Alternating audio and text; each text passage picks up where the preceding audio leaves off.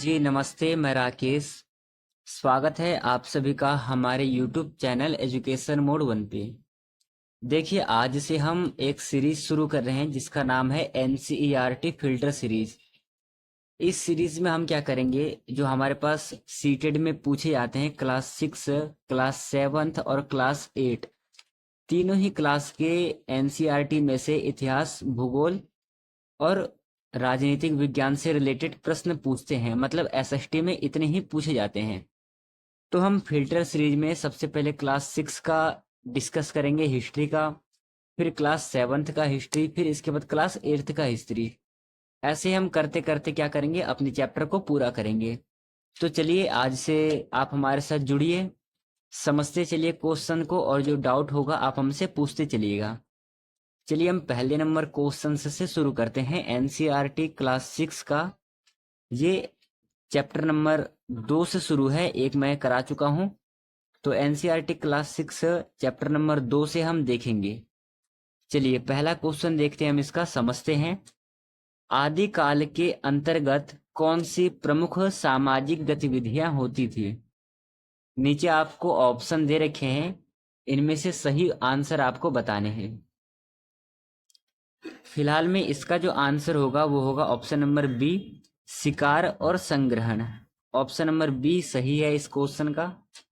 कुछ इसके इंपॉर्टेंट बिंदु को समझते हैं, क्योंकि यदि हम क्वेश्चन करते हैं केवल, तो उससे क्या होगा, हमें केवल जितने भी क्वेश्चन होंगे वो एक प्रकार से रट्टा हो जाएगा।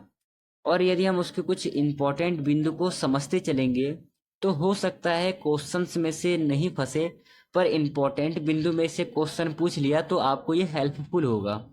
तो चलिए, हम इंपॉर्टेंट बिंदु को समझते हैं।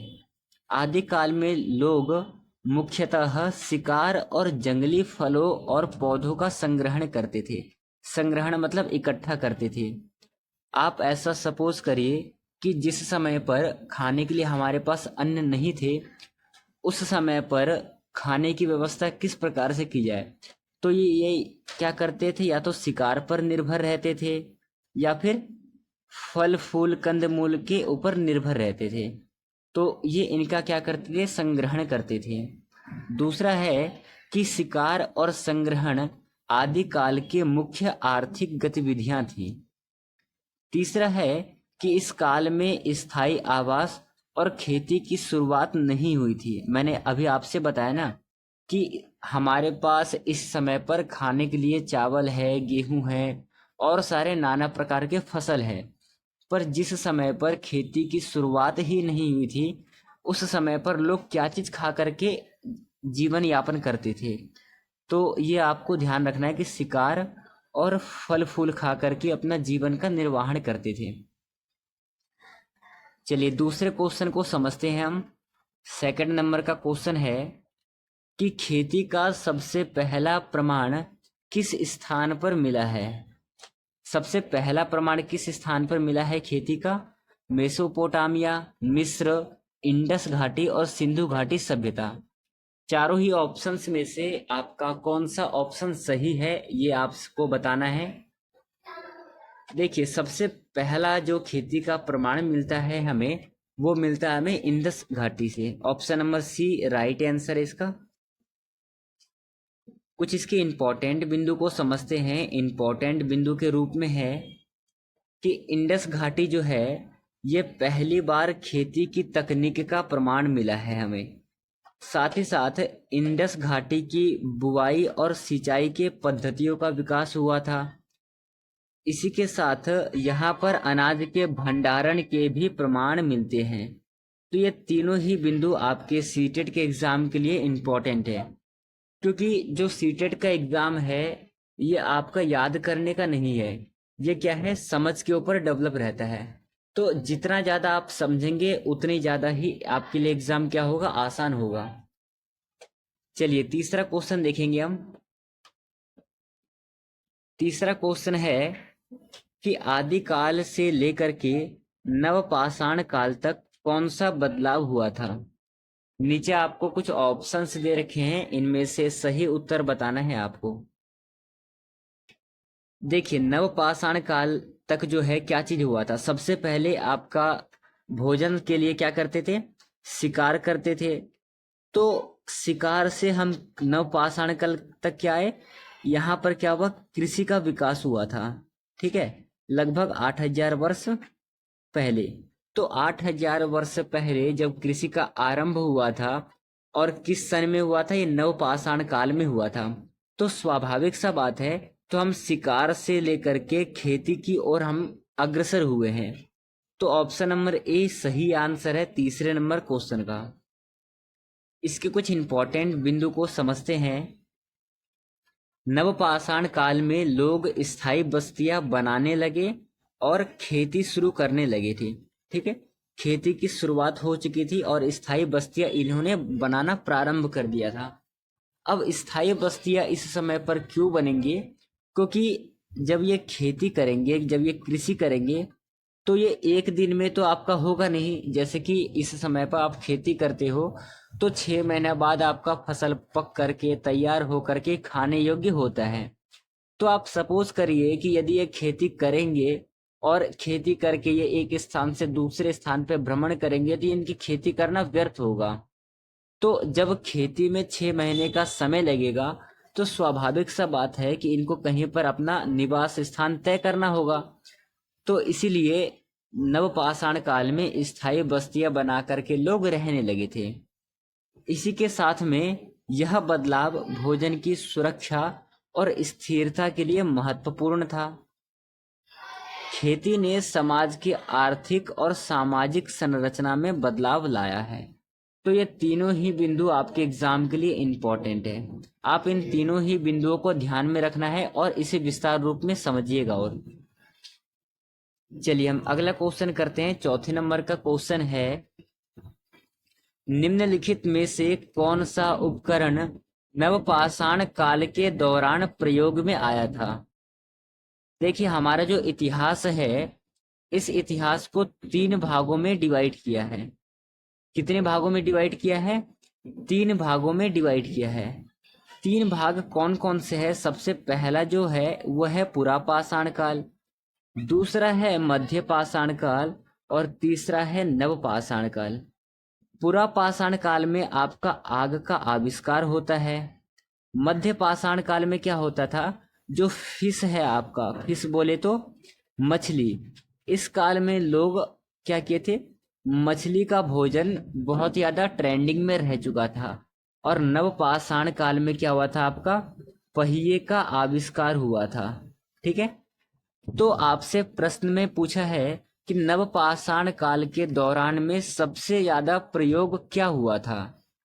तो इस समय पर जो है पाषाण बर्तन, पत्थर के बर्तन सबसे ज्यादा प्रयोग में हुए थे। तो ऑप्शन नंबर ए आपका सही आंसर है।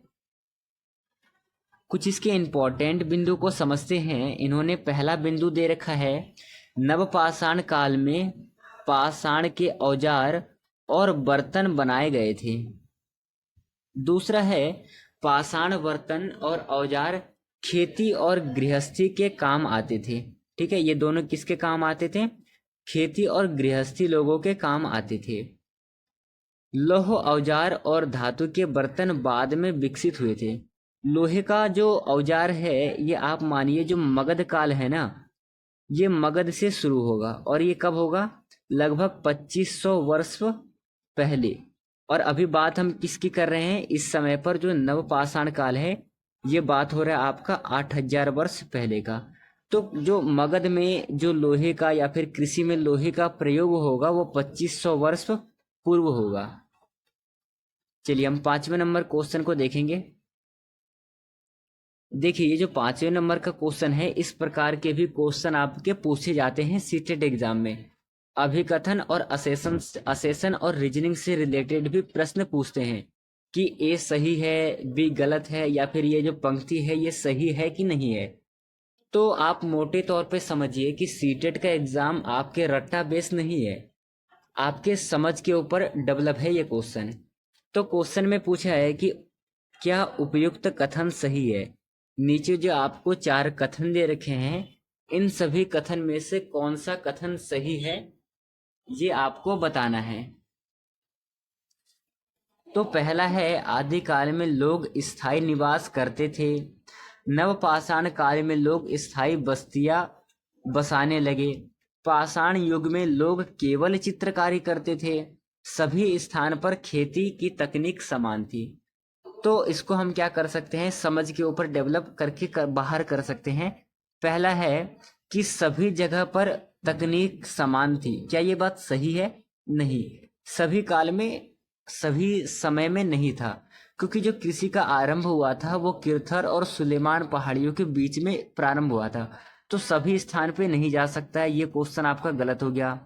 दूसरा है कि केवल शब्द सीटेड में जहां भी आपको केवल, लेकिन, किंतु, परंतु ये दिखाई दे, ये क्वेश्चन आपका गलत हो जाएगा। तो ये दूसरा भी ऑप्शन आपसे गलत हो गया। तीसरा है कि नवपाषाण काल में लोग स्थायी बस्तियां बसाने लगे थे। अभी हमने ऊपर पढ़ा था कि लोग स्थायी बस्तियां बसाने लगे थे, तो ये वाला सही है। चौथे को देखते हैं, आदि काल में लोग स्थायी निवासी करते थे। नहीं, ये ऑप्शन भी गलत हो गया।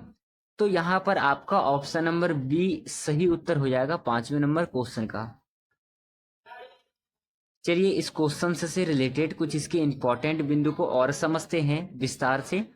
नवपाषाण काल में स्थायी बस्तियां बसाने की प्रक्रिया शुरू हो चुकी थी। लोग जो है अब खेती करने लगे थे, ठीक है, जिससे कि स्थायित्व की आवश्यकता बढ़ने लगी थी। और यह बदलाव समाज के संगठन और विकास में महत्वपूर्ण था। तो ये वाला आपका जो दूसरा नंबर ऑप्शन है, ये आपको ध्यान रखना है इंपॉर्टेंट तौर से। चलिए हम अगला क्वेश्चन देखेंगे। छठे नंबर का क्वेश्चन है आप सभी का, कौन सा प्राचीन स्थल नवपाषाण काल की संस्कृति का प्रमुख उदाहरण रहा है? नीचे आपको कुछ ऑप्शंस दे रखे हैं, इनमें से सही उत्तर कौन सा होगा? सही उत्तर है इसका ऑप्शन नंबर सी, बिंडर। ये आपको ध्यान रखना है, ये नाम आपके लिए नया है। चलिए समझते हैं हम इसके इंपॉर्टेंट बिंदु के तरीके से। इन्होंने दे रखा है कि बिंडर जो है यह स्थल नवपाषाण काल की प्रमुख बस्तियां में से एक है, प्रमुख बस्तियों में से एक है। दूसरा है कि यहाँ पर कृषि, पशुपालन और स्थायी आवास के प्रमाण मिले हैं हमें। किनके किनके अवशेष मिले हैं? स्थायी आवास के प्रमाण मिले हैं, पशुपालन के प्रमाण मिले हैं और कृषि के प्रमाण मिले हैं। साथ ही साथ यह स्थल आदिकाल के जीवन शैली को समझने में सहायक है कि भाई आदि काल में लोग किस प्रकार से रहते थे, वो अपना जीवन निर्वाह किन तरीकों से करते थे, इन सब को समझने में क्या करता है, सहायता करता है। चलिए अगला क्वेश्चन देखिएगा। 7वां नंबर का क्वेश्चन है कि शिकार और संग्राहक जीवन की विशेषता क्या थी? नीचे आपको कुछ ऑप्शंस दे रखे हैं, इनमें से सही आंसर बताने हैं आपको। तो इसका आंसर है ऑप्शन नंबर बी, यात्रा और आवास का परिवर्तन। ठीक है, ऑप्शन नंबर बी सही है।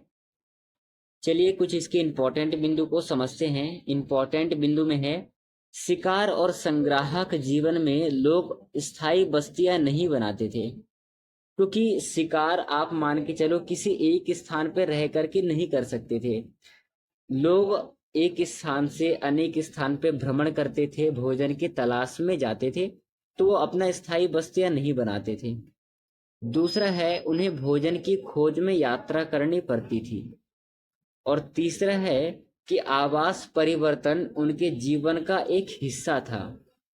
तो ये तीनों ही बिंदु आपको ध्यान में रखना है, ये आपके एग्जाम के लिए इंपॉर्टेंट हो सकता है। चलिए 8वें नंबर क्वेश्चन को समझते हैं। 8वां क्वेश्चन है कि नवपाषाण काल में किस सामग्री का मुख्य रूप से उपयोग किया गया? बताइए क्या होगा सही आंसर? आंसर है ऑप्शन नंबर सी, पाषाण का सबसे अधिक मुख्य रूप से प्रयोग किया गया। पाषाण शब्द का मतलब जो है वो होता है पत्थर। आप सपोज करिए कि जिस समय पर वो शिकार करने जाते थे, यदि उनके पास हथियार नहीं रहे तो किनसे वो क्या करेंगे, शिकार करेंगे? किनसे शिकार करेंगे? तो पत्थर के हथियार से वो शिकार करते थे। चलिए कुछ इसके इंपॉर्टेंट बिंदु को समझते हैं।